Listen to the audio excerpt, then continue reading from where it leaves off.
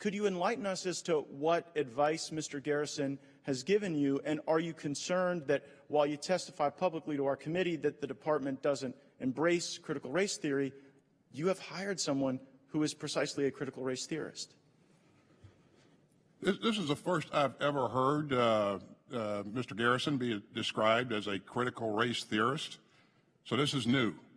And I'm sure did you review his would... tweets before you hired him, personally? Pardon me? Did you review his tweets before you hired him? I did not personally review his tweets.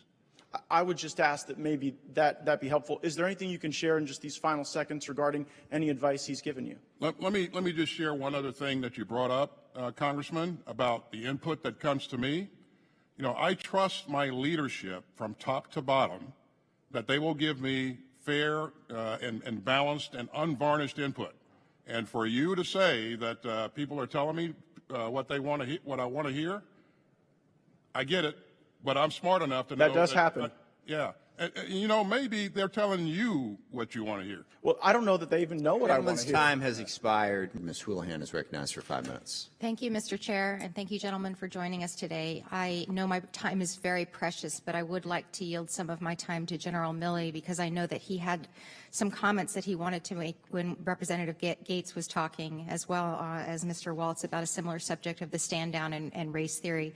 Would you like a minute or so to comment on that? Do you remember what your line of questioning or thought was there? Sure.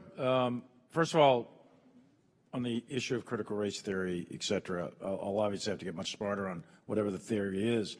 But I do think it's important, actually, for those of us in uniform to be open-minded and be widely read. And the United States Military Academy is a university.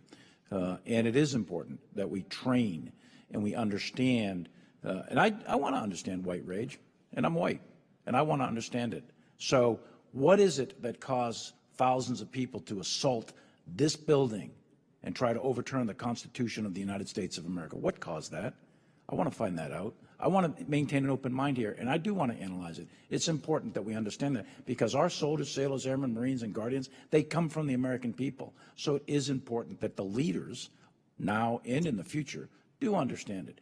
I've read Mao Zedong. I've read Karl Marx. I've read Lenin. That doesn't make me a communist. So what is wrong with understanding, having some situational understanding about the country for which we are here to defend?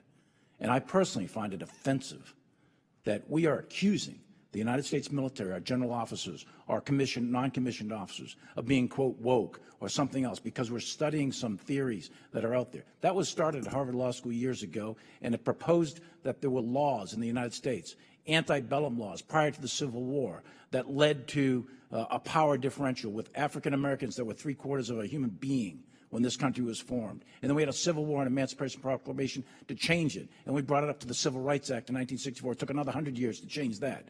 So look, I do want to know. And I respect your service, and you and I are both Green Berets. But I want to know. And it matters to our military and the discipline and cohesion of this military. And I thank you for the opportunity to make a comment on that. Thank you, General. Changing the subject right now to our people, which I think is really important. You mentioned that people are our #1 priority. In May of this year, I introduced the military